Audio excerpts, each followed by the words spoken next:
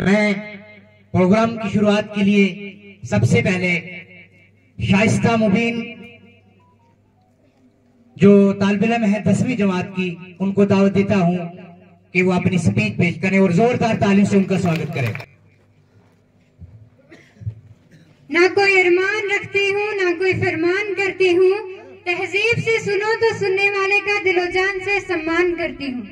Good morning everyone, honourable chief guest, respected headmaster, teachers, parents and all my dear friends. My name is Shaista Mumbin and I am here to give a short speech on Independence Day. I feel proud to present this speech. At first, I wish you all a very happy Independence Day. हम जानते हैं कि आज हम sports की, हमारे पास education की facilities हैं, टेक्नोलॉजी बहुत डेवलप हो चुकी है, लेकिन ये सब कुछ पॉसिबल ना हो पाता हमारे फ्रीडम फाइटर के बिना। ये सब कुछ असंभव होता। जैसे कि महात्मा गांधी जी, सुभाष चंद्र बोस, भगत सिंह, मंगल पांडे और भी बहुत सारे लीडर जिन्होंने अपनी पूरी जिंदगी गुजार दी हमें आजादी दिलवाने के लिए। आओ झुककर सलाम करें उनको जिनके हिस्से में ये मकाम आता है। खुश नसीब होता है वो खून जो वतन के काम आता है। और उनमें से बहुत सारी वुमेन ने भी पार्टिसिपेट किया। जब बहुत सारे मैन फ्रीडम फाइटर जेल में थे, वुमेन आगे आई और उन्होंने पार्टिसिपेशन किया। उन्होंने नेशनल मूवमेंट में पार्टिसिपेट किया, गांधी जी के साथ सत्याग्रह मूवमेंट में पार्टिसिपेट किया। जब गांधी जी वुमेन के पार्टिसिपेशन से अपोज थे, पर सरोजिनी नायडू ने उन्हें मनाया कि वुमेन को भी अलाउ किया जाए पार्टिसिपेशन के लिए।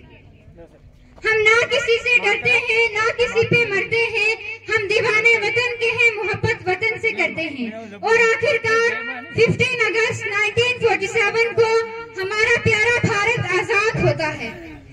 सारी दुनिया सो रही थी तब भारत में हुआ था नया सवेरा। 15 अगस्त का दिन था वो जब आजाद हुआ था भारत मेरा, जब आजाद हुआ था भारत मेरा। आजादी और तिरंगा, इन दोनों का आपस में बहुत गहरा रिश्ता है। सिर्फ भारत से ही मतलब नहीं है, आप पूरे विश्व का इतिहास उठाकर देख सकते हो। जहाँ भी किसी प्रकार का आंदोलन हुआ है, क्रांति आई है, उस क्रांति में, उस आंदोलन ने, एक झंडे ने हमेशा अपनी जान फूकी है। आज पूरा देश तिरंगे के रंग में रंग चुका है। आप किसी भी क्षेत्र से हो, किसी भी जगह से हो, जब आप अपने सर के ऊपर तिरंगा लहराता हुआ देखते हो तो आपका सीना गर्व से चौड़ा हो जाता है।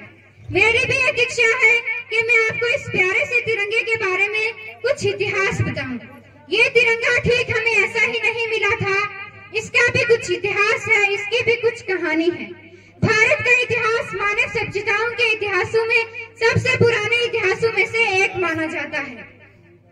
अलग अलग स्वतंत्रता सेनानियों ने देश को अलग अलग झंडे दिए।